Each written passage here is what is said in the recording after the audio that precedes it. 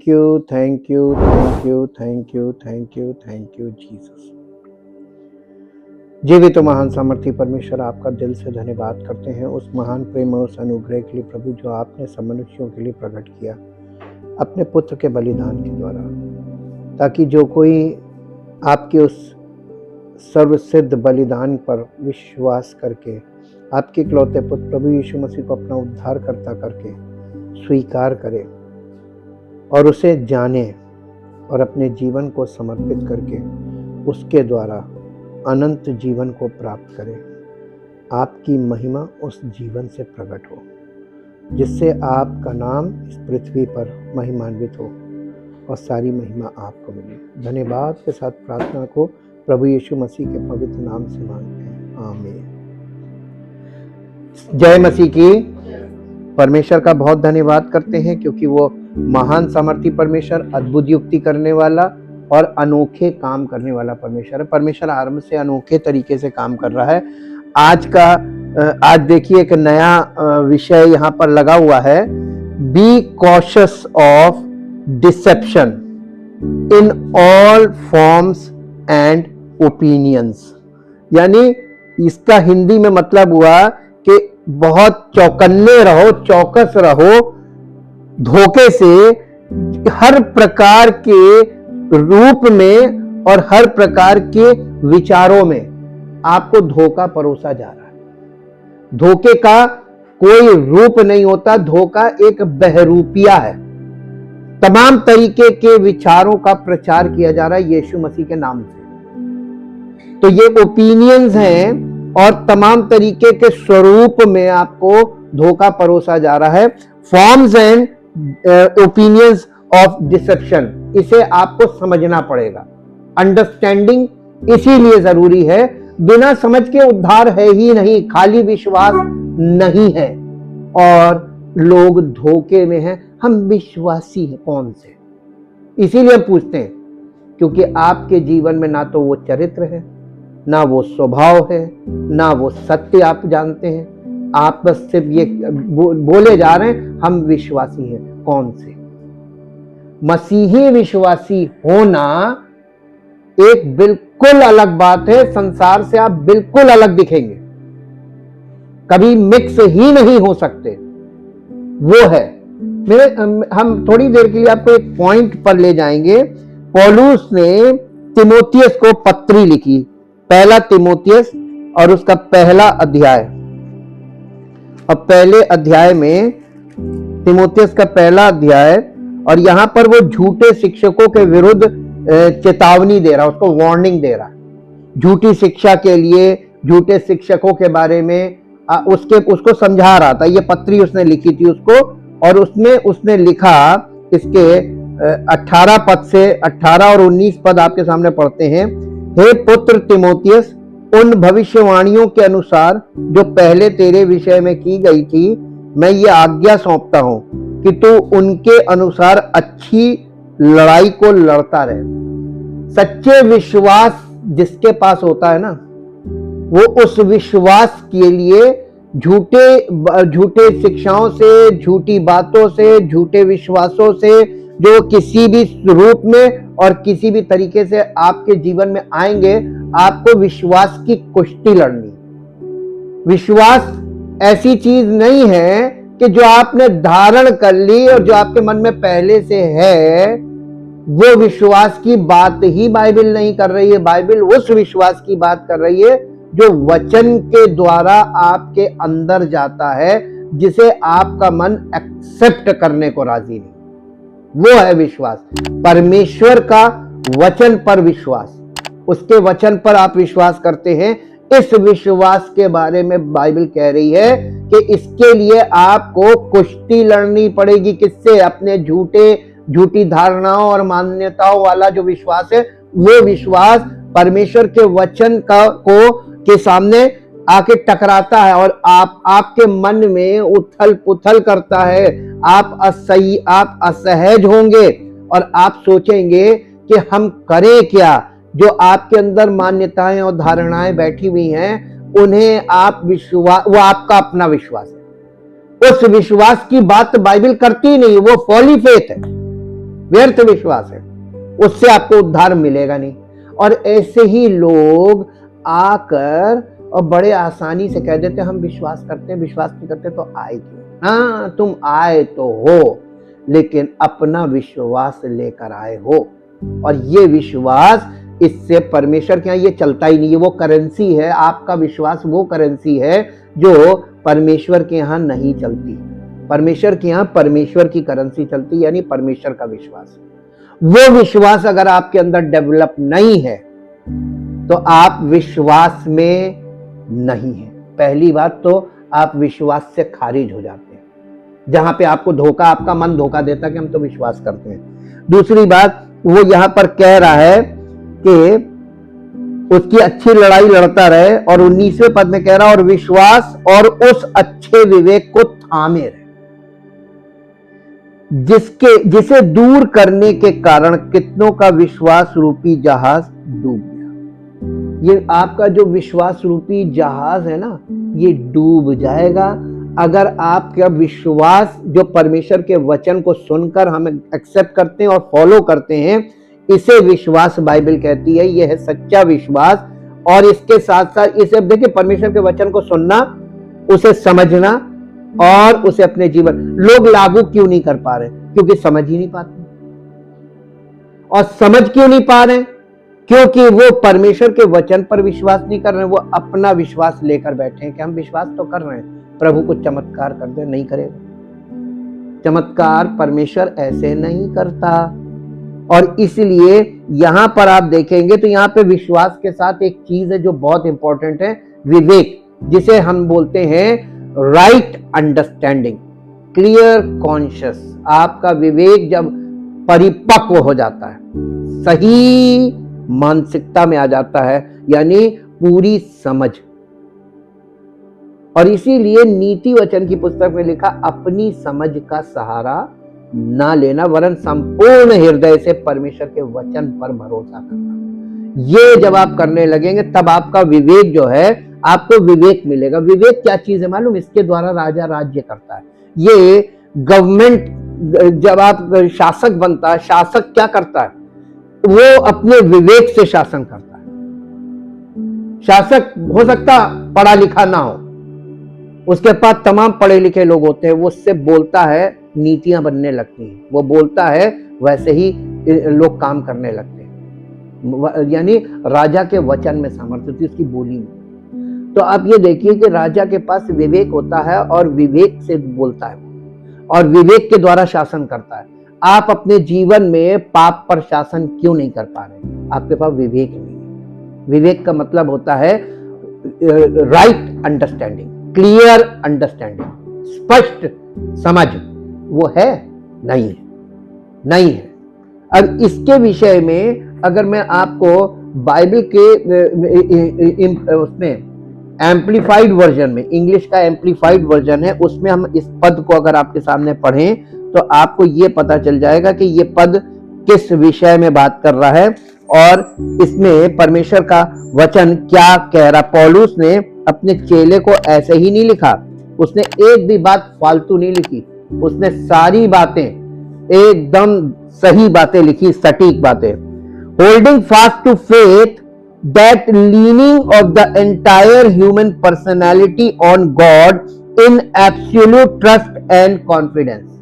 यानी ये विश्वास का मतलब, बाइबल में विश्वास का मतलब है अपना पूरा अस्तित्व परमेश्वर पर निर्भर कराओ।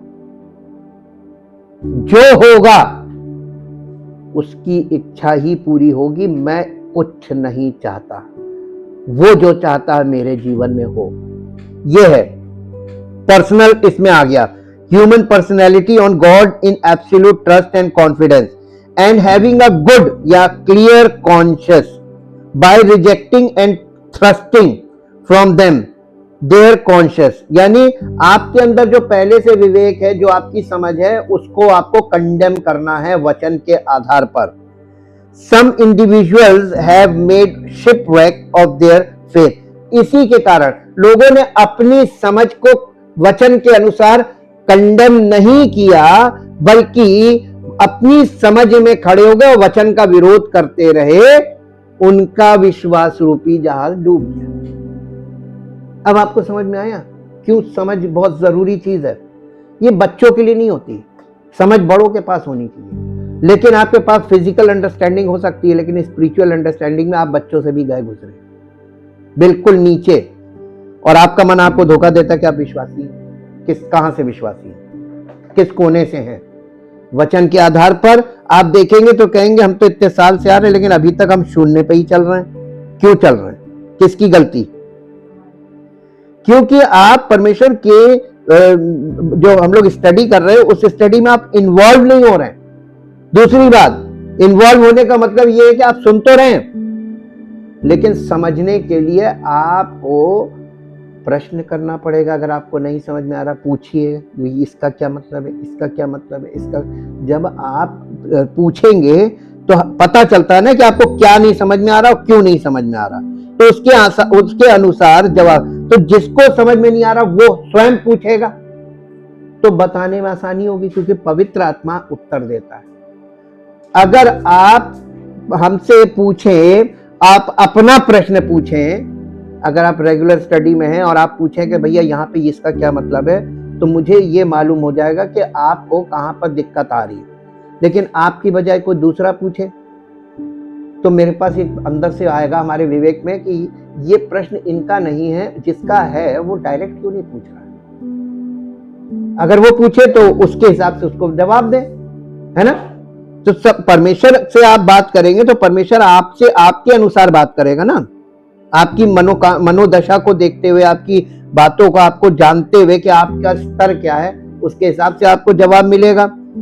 इसीलिए हम परमेश्वर के वचन को हल्के में बिल्कुल ना लें, क्योंकि परमेश्वर का वचन जो है ना, ये हल्के में लेने वाली चीज नहीं है।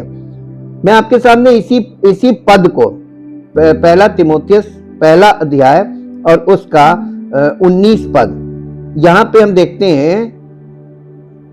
इस पे हम आपको एक पद बताते हैं, पहला तिमोथियस उसका पहला अध्याय उसका 19 पद। नहीं, इसका हम एक पद बोल रहे हैं, इसके आधार पे एक पद आप खोलिए जो आपको मिलेगा।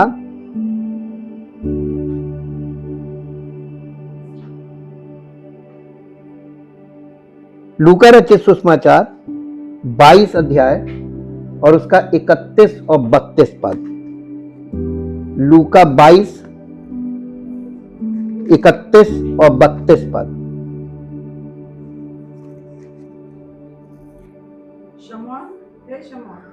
शमौन, हे शमौन, देख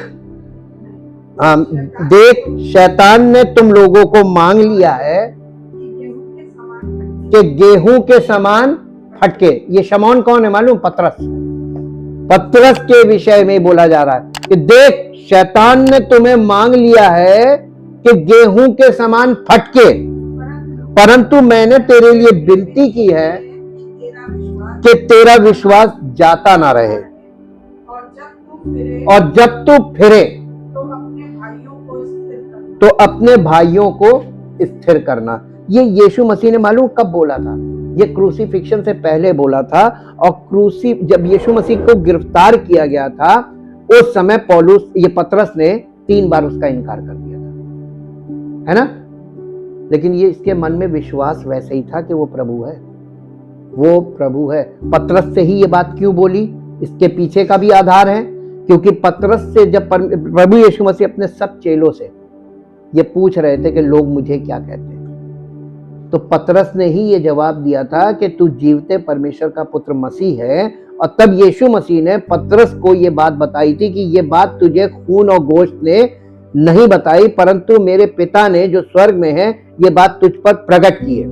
by the revelation from the father you give me the answer. तुमने ये अपने बुद्धि से आंसर नहीं दिया है, ये परमेश्वर के प्रगटीकरण के कारण तुमने मुझे पहचाना, और ये पिता ने तुमको प्रकट किया कि मैं कौन हूं, और तुमने मुझे मसीह घोषित किया। तो ये प्रकाशन जो पिता से मिला, उसने यीशु मसीह ने कहा था इसी प्रकाशन के आधार पर मैं अपनी कलीसिया बनाऊंगा। तो ये प्रकाशन मसीह का प्रकाशन था, और वही चट्टान है मसीह, और कलीसिया उसी पर आधारित है।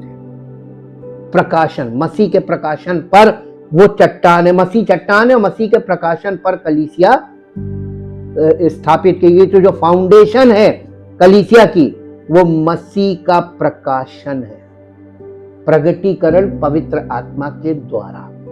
तो आप देख लीजिए कि लोग आज कितना मिसअंडरस्टैंडिंग में ले बैठे हुए हैं परमेश्वर के वचन के विषय में, और इसलिए लोगों को ये समझ में नहीं आ रहा है। यीशु मसीह ने उसको साफ साफ बता दिया कि शैतान तुम लोगों को फटकेगा। अच्छा, ये बात तो उसने भी बोली थी, यूहन्ना बपतिस्मा देने वाले ने कहा था उसका सूप उसके हाथ में है और वो अपने खलिहान को अच्छी रीति से साफ करेगा। कलीसिया की बात कर रहा था, और वो ये कह रहा था खलिहान को कैसे साफ किया जाता है, सूप, भूसी और गेहूं अलग करना। तो मसीह की कलीसिया में मसीह क्या कर रहा है? कितनी भूसी निकली अभी तक? गेहूं का दाना बहुत मुश्किल से निकलता है, बीज ही नहीं सही जा रहा है, जंगली दाने ज्यादा उग रहे हैं। देखिए आप ये प्रकाशन में सब वचन के आधार पर आप देखिए तो सब बोल के गया कि वैसे ही हो रहा है जैसा वो बोल गया था। और आप देखिए कि क्या हो रहा है जी। अब हम आज के अध्ययन की तरफ चलेंगे और परमेश्वर के वचन से यूहन्ना रचित सुसमाचार। इससे पहले हम आपको एक बात बताना मांगते हैं, एक कॉन्सेप्ट, मिसअंडरस्टैंडिंग कॉन्सेप्ट, ना समझी का या गलत समझ का एक, आपको एक छोटा सा आप चुटकुला समझ लीजिए या छोटी सी कहानी समझ लीजिए, लेकिन इसमें एक बहुत बड़ा भेद छिपा हुआ है। आप मान लीजिए कोई व्यक्ति, आपने देखा होगा वो जो प्राइवेट प्लेन्स होते हैं ना, छोटे छोटे फॉरेन कंट्री में बहुत होते हैं, हाँ, वो प्राइवेट प्लेन में कोई जा रहा है, उसका पायलट अगर बेहोश हो गया तो उसमें जो बैठी सवारी है, जो हवाई जहाज उड़ाने में बिल्कुल जीरो है, उसमें से वो लोग बैठ जाएं कॉकपिट में, और वो एटीसी टावर से अगर बातचीत करें, एटीसी टावर वाला उनको निर्देश देगा, क्या वो निर्देश उसकी समझ में आएंगे? क्यों नहीं आएंगे? क्योंकि उन्हें ना तो हवाई जहाज के बारे में कुछ मालूम है, ना उनको उड़ाने के बारे में मालूम है, ना उसके फंक्शंस के बारे में मालूम है।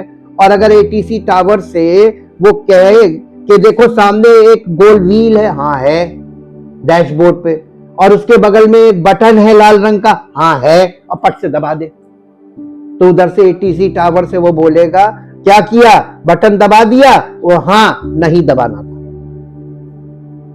क्योंकि आपने मेन इंजन ऑफ कर दिया। जहाज उड़ रहा है क्योंकि अभी दूसरा इंजन चल रहा है, लेकिन दूसरा इंजन कितनी देर चलेगा, क्या होगा क्या नहीं होगा, वो उनसे कहेगा अब आप पश्चाताप कर लो क्योंकि अब आप मृत्यु की तरफ जा रहे हो। क्योंकि एक अनाड़ी आदमी को फोन पर या ऑनलाइन उसको ये नहीं सिखाया जा सकता कि हवाई जहाज कैसे उड़ाया जाएगा। आज लोग ऑनलाइन मैसेजेस को सुनकर कैसे अपने विश्वास रूपी जहाज को डुबाने में लगे, जैसा जैसा सुन रहे हैं वैसा वैसा ऑपरेटिंग कर रहे हैं कि नहीं कर रहे हैं? तो आपका विश्वास रूपी जहाज कहां जाएगा? ये तो ऐसा जाएगा कि आपको साथ में ले जाएगा। किस समझ में आप लोग कर रहे हैं, जिस चीज में आप बिल्कुल, इसीलिए प्रभु यीशु मसीह ने ये बोला था, उसके बिल्कुल पद्धति पे जब तक नहीं आओगे तब तक उद्धार नहीं मिलेगा। यीशु मसीह ने कहा था मैं अपनी कलीसिया बनाऊंगा, उस पर अधोलोक के फाटक प्रबल नहीं होंगे। और यीशु मसीह ने अपनी कलीसिया को बनाने के लिए प्रेरितों को पवित्र आत्मा से परिपूर्ण करके कलीसिया का कार्य शुरू किया। और आप प्रेरितों के काम में चलते जाते हैं, जब 9 अध्याय आता है वहां से उसने अन्य जातियों के लिए पौलुस का, जो साउल था, उसका अभिषेक किया, विशेष अभिषेक, और विशेष रूप से उसे अन्य जातियों के लिए प्रेरित नियुक्त किया। और उसके बाद पौलुस के द्वारा उसने अन्य जातियों को मसीह की शिक्षा क्या देनी है, कहां से देनी है, और उसमें उनके स्वभाव में क्या समस्या, क्योंकि उसने इन सब विषयों पर विस्तार से पत्रियों में लिखा। और उसने अन्य जातियों की कलीसियाओं को का आरंभ भी किया, लेकिन वो भी अन्य जातियों के बीच में सेवा करता जरूर रहा।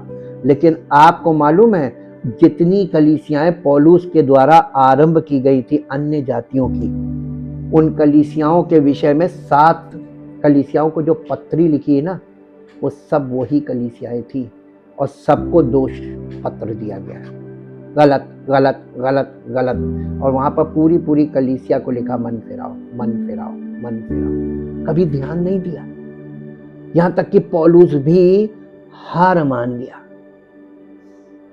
ऐसे नहीं कि उसके पास ज्ञान की कमी थी या सामर्थ्य की कमी थी, पवित्र आत्मा का प्रकाश नहीं, सब कुछ था, लेकिन अन्य जातियों का समर्पण नहीं था, उनका वचन के प्रति एकदम इंटरेस्ट नहीं था, कोई मन नहीं, इधर से सुनना इधर से निकालना, इधर सुनना इधर से, वो ऐसे आदी है।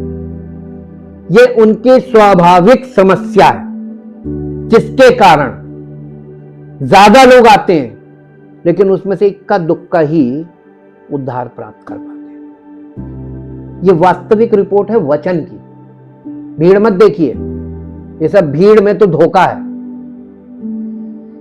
क्यों? देखिए, ईश्वर को गलत समझना, यहां समझ देखिए, सबसे पहले क्या है, ईश्वर के विषय में, परमेश्वर के विषय में अन्य जातियों की समझ गलत है। अब आप सुनिएगा बड़े ध्यान से, आपको पता चल जाएगा कितने स्वार्थी होते हैं कि अपने स्वार्थ के आगे उनको वचन से कोई मतलब नहीं।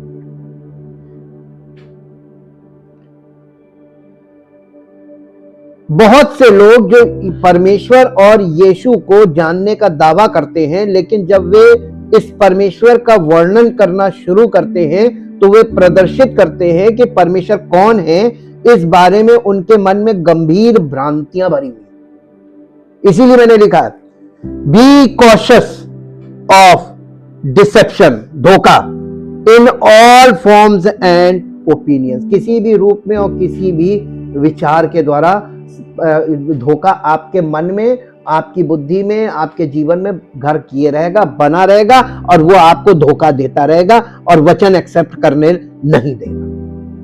आप धोखे में, हम विश्वासी हैं, हम मसीह में हैं, नहीं है। अब डायरेक्टली बोलेंगे, हम साफ कह देंगे नहीं है, लेकिन आप आ रहे हैं तो अपने आप को इस योग्यता को प्राप्त कर लीजिए, क्योंकि परमेश्वर आपके लिए कोई कमी नहीं छोड़ रहा है कि किसी न किसी रीति से आपको समझा दे, ताकि आप अपने जीवन का समर्पण करें। और समर्पण नहीं करोगे तो आपके जीवन में शुरुआत होगी नहीं, और आप जो चाह रहे वो होगा नहीं, क्योंकि परमेश्वर कर सकता है आपके जीवन की हर समस्या का समाधान, वो कर सकता, करेगा नहीं। भाई पहले रिश्ता कायम होता है ना, रिश्ते से अभी शादी हुई नहीं, विवाह हुआ नहीं, और पहले से आप कह दीजिए घर मेरे नाम कर दो। हाँ, ये अन्य जाति के लोग यही तो कहते हैं, परमेश्वर से ये दे दो, वो दे दो, ये दे दो, सब कुछ दे देगा और आप भाग जाएंगे। नहीं तो परमेश्वर अपने बच्चों के लिए रखा है ना, तो पहले उसके बच्चे बन जाओ, वारिस बन जाओ, वारिस बन जाओगे सब तुम्हारा। मांग कर ऐसे मत आओ कि मांगने आ रहे हो, आप बच्चा बनने आओ, परमेश्वर के बच्चे, बेटे बेटियां बनोगे तो परमेश्वर का सारा संसार परमेश्वर का, सारी सृष्टि उसकी, वो सब कुछ तुम्हें दे देगा, लेकिन एक झटके में नहीं मिलेगा। जैसे बच्चा छोटा होता है तो उसका, वो घर का वारिस होता है, लेकिन उसके हाथ में कुछ नहीं होता, वैसे ही आपको परमेश्वर का वारिस बनेंगे, बच्चे के स्वरूप में आपको मिलता रहेगा, लेकिन आप चाहो कि अधिकार आपको नहीं मिलेगा जब तक आप परिपक्व नहीं हो जाओगे। कुछ समझ में आया कि नहीं आया? और ये केवल कलीसिया से दूर रहने वाले या अविश्वासी लोगों की ही बात नहीं है, हम में से कई लोगों का परमेश्वर और उनके चरित्र तथा संसार के साथ उसके व्यवहार के बारे में गलत दृष्टिकोण है, और ये उसके साथ हमारी संगति को प्रभावित करता है।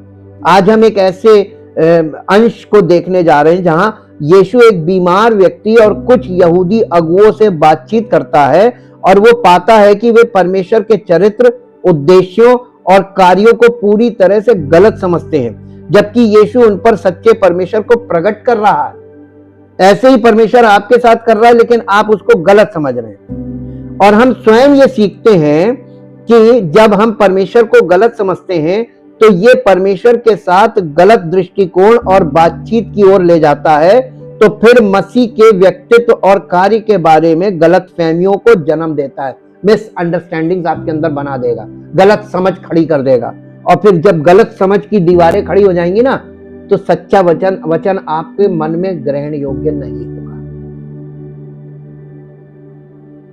परमेश्वर के बारे में हमारी कुछ गलत फहमियों पर हम चर्चा करेंगे ताकि हम उन गलत फहमियों को दूर कर सके और मसीह के माध्यम से परमेश्वर के साथ अधिक निकटता से जुड़ सके। देखिए, मेरे साथ एक पद निकालिए जो आपको मिलेगा यूहन्ना रचित सुसमाचार और उसका 5 अध्याय। यूहन्ना रचित सुसमाचार 5 अध्याय मिला? 5 अध्याय का पहले पद से। इसमें 4 पद नहीं पढ़ना है, बाकी आप पूरा पढ़िए। इन बातों के पश्चात यहूदियों का एक पर्व हुआ और यीशु यरूशलेम को गया। यरूशलेम में भेड़ फाटक के पास एक कुंड है, इब्रानी भाषा में बैत हसदा कहलाता है, और उसके 5 ओसारे का मतलब वरंडा। इनमें बहुत से बीमार, अंधे, लंगड़े और सूखे अंग वाले, ब्रैकेट में है, पानी के हिलने की आशा में पड़े रहते थे। हाँ, अब नहीं, अब ये चौथा छोड़ दीजिए, अब इसका 5वां पद पढ़िए। वहां एक मनुष्य था जो 38 वर्ष से बीमारी में पड़ा था। यीशु ने उसे पड़ा हुआ देखकर और ये जानकर कि वो बहुत दिनों से इस दशा में पड़ा है, उससे पूछा, क्या तू चंगा होना चाहता है? उस बीमार ने उसको उत्तर दिया, हे स्वामी, हे प्रभु, मेरे पास कोई मनुष्य नहीं कि जब पानी हिलाया जाए तो मुझे उस कुंड में उतार दे, परंतु मेरे पहुंचते पहुंचते दूसरा मुझसे पहले उतर जाता है। यीशु ने उससे कहा, उठ, अपनी खाट उठा और चल फिर। वो मनुष्य तुरंत चंगा हो गया और अपनी खाट उठाकर चलने फिरने लगा। बस 1 मिनट यहां पे रुक जाइएगा। अब आप देखिए, ये व्यक्ति यीशु मसीह के द्वारा इसको चंगाई मिली। कितने साल से पड़ा था? 38 साल से। आप कितने लंबे समय से परमेश्वर की उपस्थिति में आ रहे हैं? आज तक आपको आत्मा की चंगाई यानी बॉर्न अगेन क्यों नहीं हुई? क्योंकि आपके मन में भ्रांतियां भरी हुई। आपको ये लगता मैं प्रार्थना करूंगा तो काम हो जाएगा, मैं बाइबल पढ़ूंगा तो काम हो जाएगा, मैं वचन सुनूंगा तो काम हो जाएगा। इन सब चीजों के द्वारा ये आपको ये मदद पहुंचाई जा रही ताकि आप परमेश्वर के वचन को सुन सुनकर इस निष्कर्ष पर पहुंचे अपने मन में कि आप अपना संपूर्ण जीवन उसको समर्पित करें और कहे, प्रभु आपको हम अपना जीवन दे दें। कि ये मालूम ठीक वैसे ही है कि आप अपने जीवन को चलाते चलाते, अपने परिवार को चलाते चलाते आप देख रहे हैं कि आप सब कुछ कर रहे हो, फिर भी सब कुछ बेकार हो रहा है। सब घर टूट रहा है, रिश्ते टूट रहे हैं, घर चल नहीं पा रहा है, ऐसे घसीट रहे हैं, ऐसे ढो रहे हैं रिश्तों को, ये हालत हो रही। क्या आप चाहते हैं कि आपने जो आप चला रहे, गाड़ी चलाते हैं ना आगे, ड्राइविंग सीट, अपने जीवन का संचालन, अपनी ड्राइविंग सीट अपने जीवन की उस प्रभु के हाथ में ना दे दें, वो चलाए? तो दे क्यों नहीं रहे? हम खुद ही लगे पड़े, अपनी बुद्धि, अपनी शक्ति, अपनी युक्ति, ये कर रहे, वो कर दे, इधर चला जा, उधर चला जा, सारे प्रयास कर रहे हैं। क्यों कर रहे हैं? ये आपके अविश्वास को प्रकट कर रहा है। और आप सोच रहे हैं कि आप विश्वासी कहां हैं? देखिए, इसमें ये जो इसकी ओल्ड बाइबल थी उसमें चौथा पद जो है ना, चौथा पद वो इसमें शामिल नहीं था, ये तो बाद में शामिल किया गया और वो भी ब्रैकेट में है। और चौथे पद में बहुत खास बात है। और इसमें हम देखते हैं, चौथा पद पढ़ दीजिए। क्योंकि नियुक्त समय पर, क्योंकि नियुक्त समय पर, देखिए ये ब्रैकेट में, क्योंकि नियुक्त समय पर परमेश्वर के स्वर्गदूत कुंड में उतरकर पानी को हिलाया करते थे। पानी हिलते ही जो कोई पहले उतरता वो चंगा हो जाता था, चाहे उसकी कोई बीमारी क्यों ना हो। और ब्रैकेट बंद है ना। अब आपको एक बात बताते हैं, यहाँ पे बाइबल पढ़ते सब लोग हैं, लेकिन यहां पर कुछ ऐसा है जो सत्य नहीं है। आप देखिए, अब इसको सीखिए। ईश्वर मनुष्यों के साथ उसी तरह व्यवहार करता है जैसे मिथकों और किंवदंतियों में बताया गया है। यहाँ पे किंवदंती का मतलब समझते हैं? आप जब कहीं जाते हैं किसी एरिया में, तो वहां पर कोई कहावत बड़ी मशहूर होती है कि भैया यहाँ पर जो है, यहाँ पर सब लोग मन्नत मानते वो पूरी हो जाती है। इसको किंवदंती बोलते हैं। जो लोकल एरिया के लोग आपको बताएंगे कि यहाँ पे अगर आप मन्नत मानेंगे आपकी मन्नत पूरी हो जाएगी, आप वहां जाएंगे चढ़ावा चढ़ा देंगे आपका काम हो जाएगा। इसी को मिथक और किंवदंती बोला जाता है। आप किस चीज पर विश्वास करते हैं? आपके पास पहले से किंवदंतियां हैं और मिथक आपके अंदर भरा हुआ है, हाँ के ना? आपकी मान्यताएं हैं कि मैं वहां जाऊंगा तो काम हो जाएगा, मैं वहां मत्था टेक दूंगा तो काम हो जाएगा, मैं वहां चला जाऊंगा। ये सब किंवदंतियां होती हैं, ये लोकल होती हैं, हर एरिया में अलग अलग है, अलग अलग है। ये मुझे पता है कि ये बिंदु थोड़े शब्द आडंबरपूर्ण है, लेकिन मुझे इन्हें स्पष्ट करने के लिए कुछ समय चाहिए। यरूशलेम में मंदिर परिसर के एक प्रवेश द्वार के पास एक प्राकृतिक जलधारा से भरा एक कुंड था। ये नेचुरल एक कुंड था, और ये कुंड था।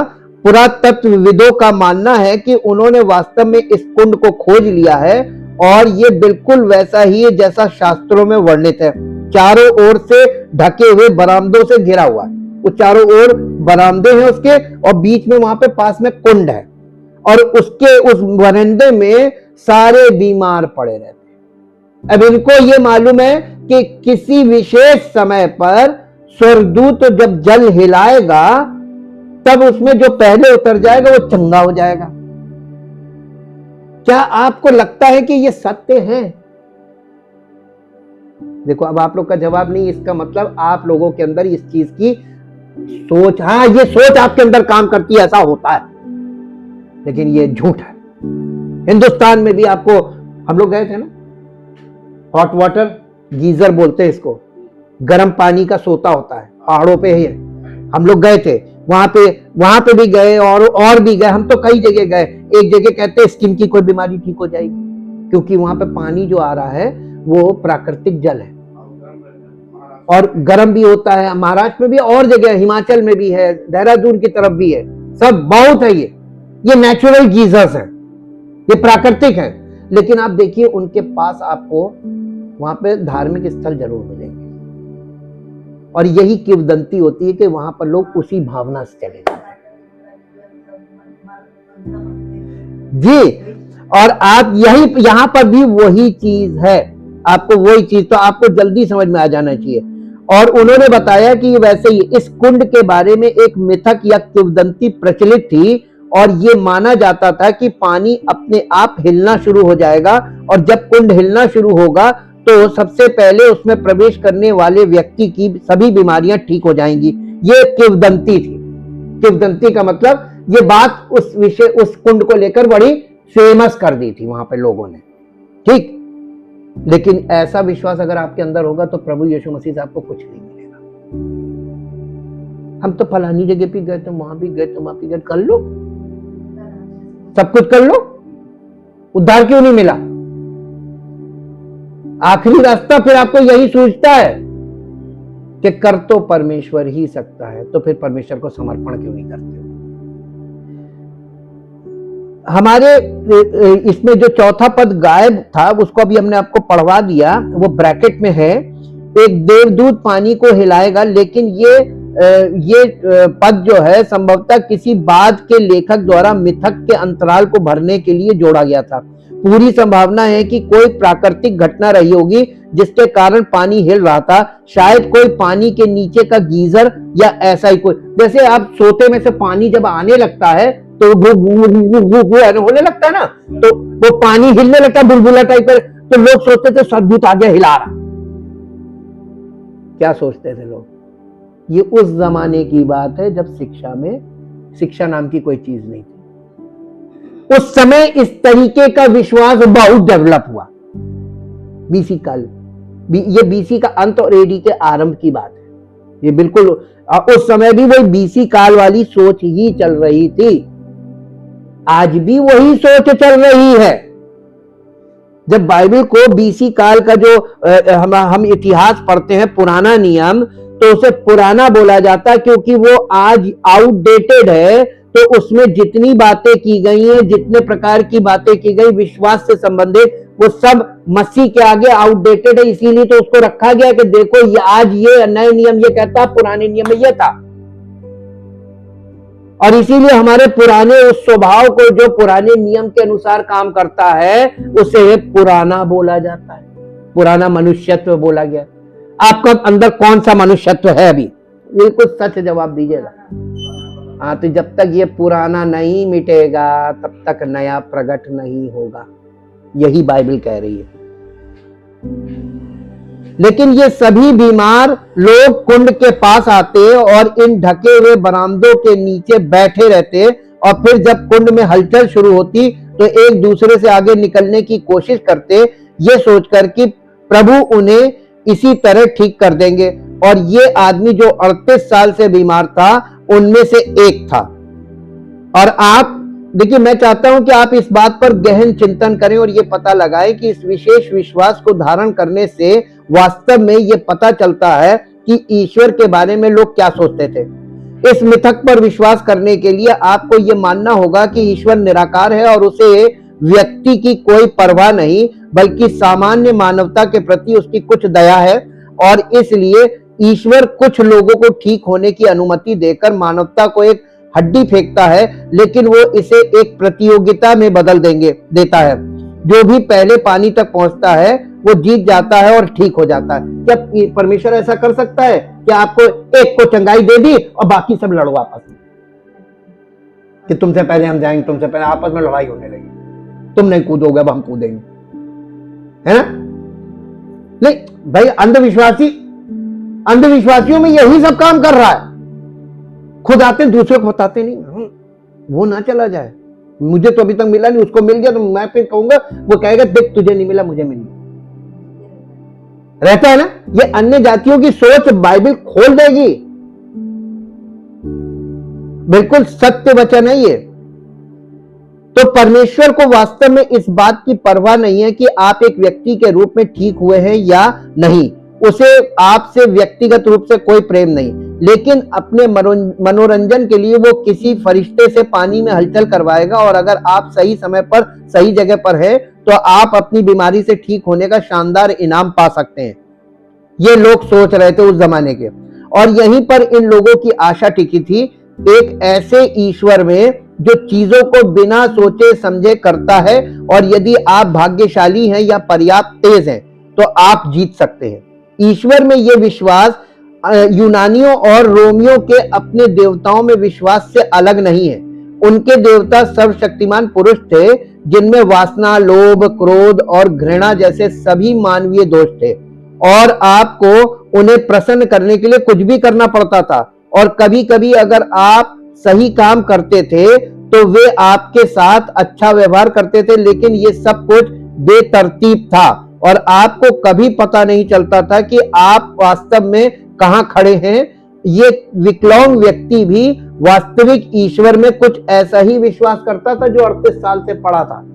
ये उस जमाने के लोगों में किस प्रकार का विश्वास था वो आपके सामने अभी रखा है। कैसा विश्वास है आपका? वही है,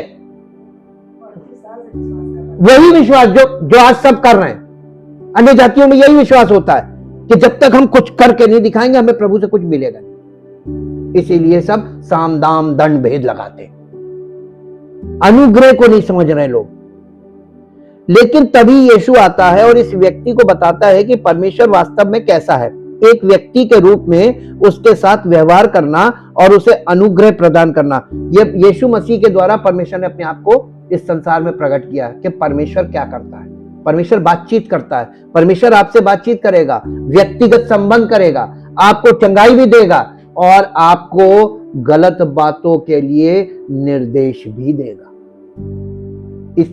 इस मसले में आप बहुत कुछ सीख सकते हैं। लेकिन तभी यीशु आता है और इस व्यक्ति को बताता है कि परमेश्वर वास्तव में कैसा है। एक व्यक्ति के रूप में उसके साथ व्यवहार करना और उसे अनुग्रह प्रदान करना। उस व्यक्ति ने सोचा कि उसकी आशा एक झील में है, जबकि वास्तव में उसकी आशा उसकी आत्मा के प्रेमी में थी, जिसका पुत्र मानव बन गया था ताकि वो समस्त मानव जाति के लिए परमेश्वर को प्रकट कर सके, दया, अनुग्रह और करुणा प्रदर्शित कर सके।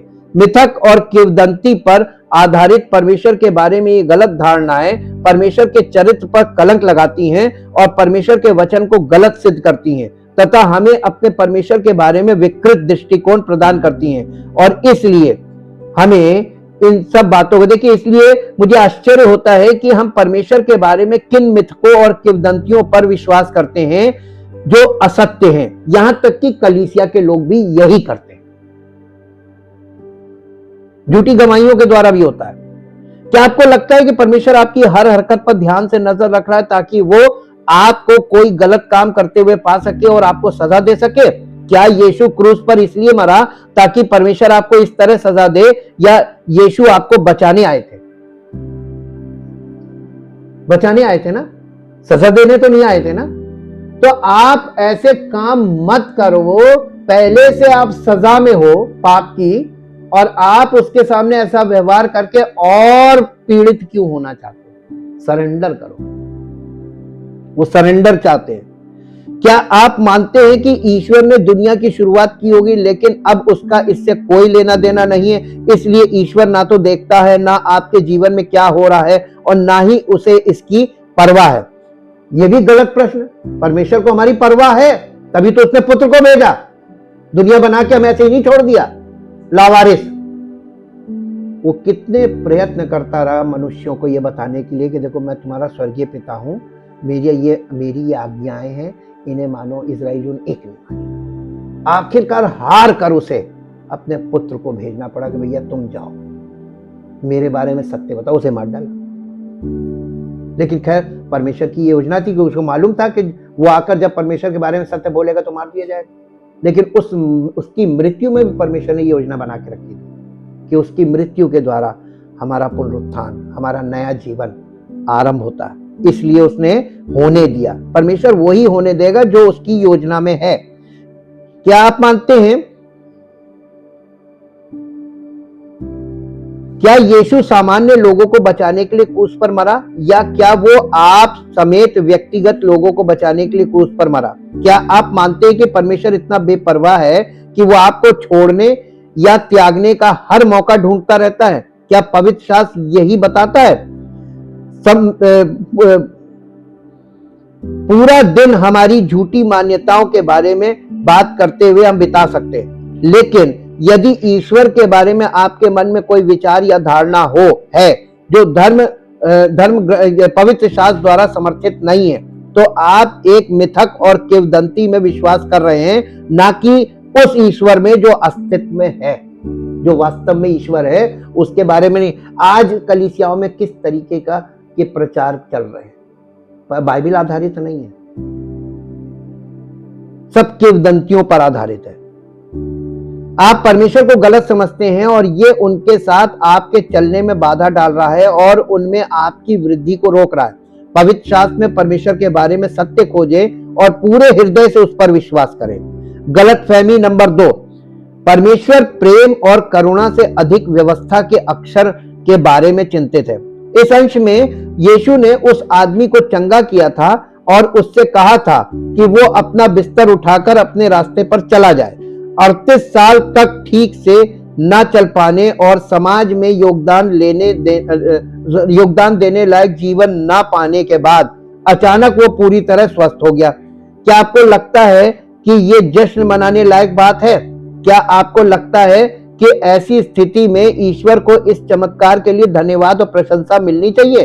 आपको ऐसा ही लगता होगा, आपको लगता होगा हाँ धन्यवाद और प्रशंसा मिलनी चाहिए। लेकिन तभी यहूदी धर्म गुरु आ गए, रिलीजियस लीडर्स उनके, और यीशु ने सबत के दिन उस आदमी को चंगा किया था। धर्म गुरु ने उस आदमी को अपना बिस्तर उठाते देखा और उस पर टूट पड़े। रिलीजियस लीडर आ गए। अब यीशु मसीह जब आपके जीवन में कुछ करता है तो आपके रिलीजियस लीडर आकर खड़े हो जाएंगे। अब आप बताइए किसकी तरफ जाएंगे? फंस गए? क्यों फंस गए? सच्चा प्रभु है, अरे इसमें सोचने की बात ही नहीं। हम रिलीजियस लीडर थोड़े ना मैं उद्धार दे रहा, मैं तो यीशु मसीह उद्धार दे रहा हूं। हम यीशु मसीह की तरफ जाएंगे, हम तो उनको खड़ा खड़ा एकदम जवाब दे देंगे, हम नहीं जानते आपको। और अगर मैं इनको जवाब नहीं दे, यीशु मसीह हम नहीं जानते। आपको निर्णय लेना, आपके निर्णय पर ही सब कुछ टिका हुआ है। जो उद्धार करता है उसकी तरफ, नहीं तो आपने वचन को नकार दिया। रिलीजियस लीडर किस काम के? वो तो आपको चूसने के लिए है। उन्होंने ऐसा क्यों किया? ऐसा कोई आदेश नहीं है जो कहता हो कि तुम अपना बिस्तर साथ नहीं ले जाओगे। फिर वे इतने गुस्से में क्यों थे? खैर, यहूदियों के लिए व्यवस्था में यह जरूर कहा गया था कि उन्हें सबत के दिन कोई काम नहीं करना चाहिए। बेशक इससे यह सवाल उठता है, काम किसे माना जाता है? किस चीज को काम माना जाता है? सबत के दिन, ये विश्राम दिवस में आपको क्या नहीं करना है और क्या क्या जायज और क्या नाजायज, इतने पे ही तो मामला टिका था ना। अब देखिए, अन्य जाति के लोग और यहूदी लोग दोनों सेम हैं। उनको ये मालूम है कि चोरी ना करना, काम चोरी भी चोरी में ही आती है।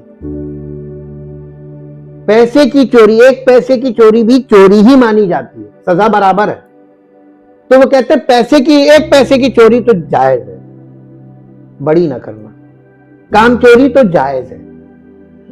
आज सारे रिलीजन में प्रॉब्लम कहां पर है? जायज नाजायज का अंतर नहीं है, यानी राइट अंडरस्टैंडिंग नहीं, विवेक नहीं है। और जिन लोगों के पास विवेक नहीं, उनको ये लोग बैठकर चला रहे, रिलीजियस लीडर। क्या चल रहा दुनिया में? एक बात बताइए, गलती उन लोगों की है जो झूठे शिक्षक हैं, इनकी गलती है, या उन लोगों की है जो उनके साथ जुड़ते हैं? तो परमेश्वर सजा किसको देगा? लोगों को सजा देगा। तुम ऐसे लोगों को खड़ा होना बंद कर दो, इनको समर्थन देना बंद कर दो, इनका ये अपने आप गिर जाएंगे। लोगों के सहयोग से खड़े तो गलत जनता होती है। जब तक लोग गलत हैं तब तक गलत लोग लोगों के ऊपर काबिज हैं। उन्होंने यहां पर देखिए, इस चीज को आप समझ गए होंगे। यहूदियों के लिए व्यवस्था में यह जरूर कहा गया था कि सबत के दिन कोई काम नहीं करना चाहिए। इसमें इनकम वाला कोई काम नहीं करना चाहिए। आप पैसा कमाने नहीं जा सकते, लेकिन आप जानवरों को पानी पिलाना है, उनको खोल के उनको बाहर ले जाना, उनको पानी पिलाना, उनको चारा देना, बाकी जरूरी सारे मैंडेटरी हैं। जो चीज जरूरी है वो करनी है आपको। यहूदी धार्मिक नेताओं ने मिशना, जो यहूदी शिक्षाएं और लेख हैं, में लिखा है कि 39 विभिन्न गतिविधियां हैं जिन्हें काम माना जाता है, और घर के सामान को घर से बाहर किसी अन्य स्थान पर ले जाना उनमें से एक है। यहूदी धार्मिक नेताओं ने सैकड़ों मानव निर्मित कानून बनाए ताकि वे कानून के अक्षर का पालन कर सके, लेकिन कानून के अक्षर का पालन करने की कोशिश में वे कानून की भावना को पूरी तरह से भूल गए। इसलिए जब उस व्यक्ति ने बताया कि क्या हुआ था, तो वे सभी इस बात पर नाराज हो गए कि कोई व्यक्ति सबत के दिन परमेश्वर की स्तुति और उत्सव मनाने के बजाय चंगा करने का साहस कैसे कर सकता है। क्योंकि सोचिए, लोगों को चंगा करना भी एक काम माना जाता था और इसे सबत के दिन नहीं किया जाना चाहिए। अब यीशु मसीह ने, क्योंकि वो सबत का प्रभु था, यीशु मसीह ही सबत का प्रभु था, उसी के कार्य को देखिए, वो प्रभु को नहीं मान रहे थे, विधि को मान रहे थे। अन्य जाति आज क्या करते हैं? प्रभु को थोड़े ना मानते, विधियों को मानते। कहां फंस गए? विधियों का वो लेख तो यीशु मसीह ने क्रूस पर ठोक के हटा दिया, फिर भी हम अपने दिल में लाते हुए कैसे होगा बताइए? ये तो दशा है जो उनकी थी, वही आज अन्य जातियों की। जैसा कि लूका के सुसमाचार में धार्मिक नेताओं ने यीशु से कहा 6 दिन हैं जिनमें काम करना चाहिए, उन्हीं दिनों में आकर चंगे हो जाओ, परंतु सबत के दिन नहीं। लूका 13 अध्याय के 14 पद में उन्होंने कहा था। इसके बाद यीशु ने उनके पाखंड की ओर इशारा किया, क्योंकि वे संकट में पड़े अपने जानवरों को बचाने के लिए जो कुछ कर सकते थे वो करते थे, फिर वे किसी अन्य मनुष्य की परवाह क्यों नहीं करते थे। और मत्ती में यीशु ने उनसे कहा, और यदि तुम इसका अर्थ जानते कि मैं दया चाहता हूं, बलिदान नहीं, तो तुम निर्दोष को दोषी न ठहराते। मत्ती 12 अध्याय का 7 पद। मैं ये बिल्कुल नहीं कह रहा कि ईश्वर के मानकों या आदेशों से किसी भी तरह समझौता किया जा सकता है। ईश्वर नहीं बदलता और ना उसके मानक भी नहीं बदलते, लेकिन आप इन्हें दूसरों के प्रति प्रेम और करुणा न दिखाने का बहाना नहीं बना सकते। आप धार्मिक नियमों का इस्तेमाल सही काम करने से रोकने के लिए नहीं कर सकते।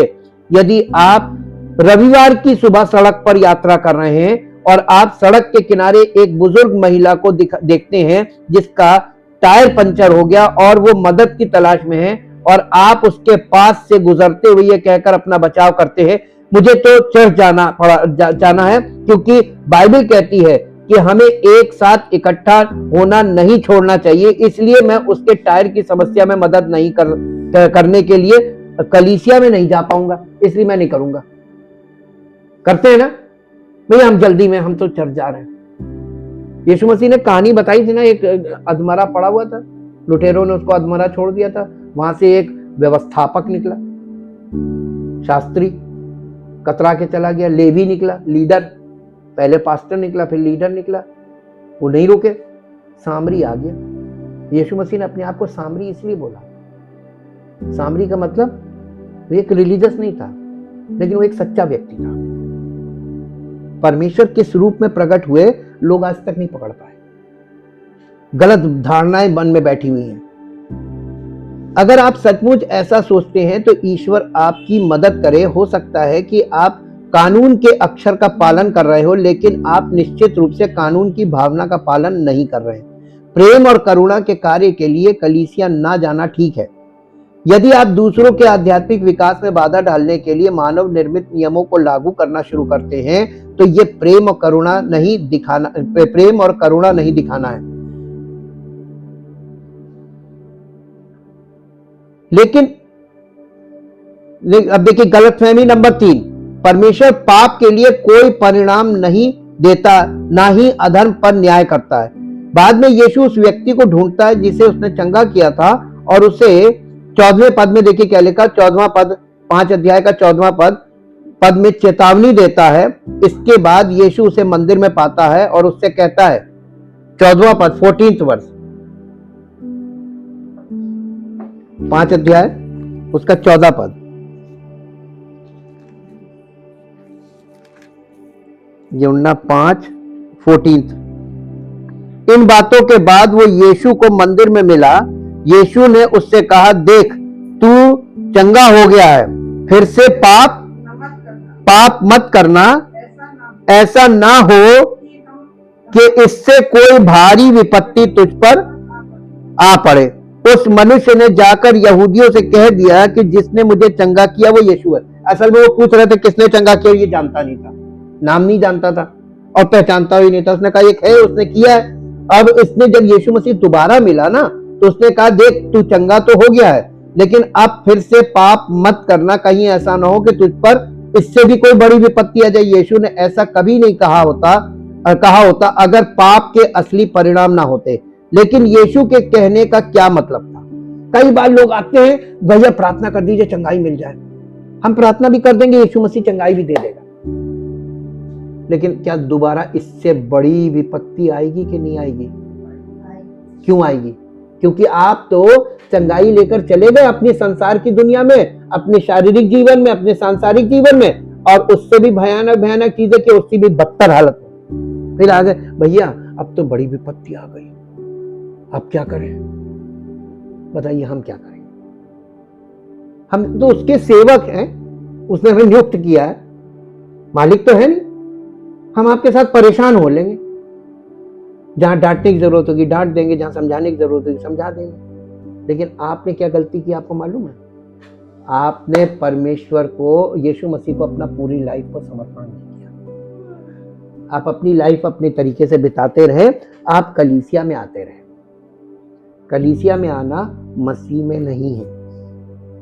सब लोग आते हैं, मसीह में होने का मतलब अलग है। यीशु मसीह इसी बात पर देखिए कि उसने क्यों ऐसा कहा कि ऐसा मत करना। यद्यपि पहला, यद्यपि स्पष्ट रूप से सभी बीमारियां पाप के कारण नहीं होती हैं, फिर भी कुछ बीमारियां ऐसी होती हैं जो या तो पाप के परिणामों से संबंधित होती हैं या फिर परमेश्वर के न्याय के परिणाम स्वरूप होती हैं। पहला उदाहरण यह है कि अगर आप जीवन भर शराब पीते हैं तो आपको लिवर सिरोसिस हो जाएगा और संभवतः उसी से आपकी मृत्यु हो जाएगी। या अगर आप अनैतिक यौन संबंध रखते हैं तो आपको यौन संचारित रोग हो सकता है। लेकिन कुछ बीमारियां पाप के कारण परमेश्वर का दंड है। पहला कुरिन्थियों 11 अध्याय और उसके 30 पद में लिखा हुआ है। पहला कुरिन्थियों 11 अध्याय और उसका 30 पद 30। इसी कारण तुम में बहुत से निर्बल और रोगी हैं, सो भी गए, यानी फिजिकल डेथ हो गई, सो भी गए।